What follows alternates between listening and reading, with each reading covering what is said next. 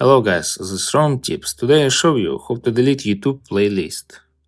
Subscribe and give me a like if this video helps you, because your feedback helps me. Alright, let's go. Method 1.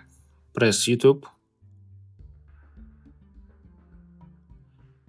and press right corner your profile and press View All.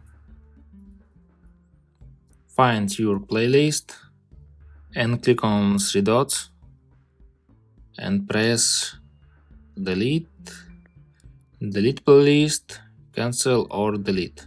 Press Delete. Alright. Method 2. Open YouTube Studio.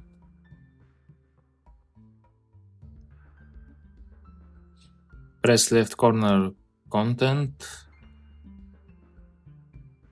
and press Playlist. Find your playlist and click on three dots and press Delete, Delete from YouTube, Cancel or Delete. Press Delete.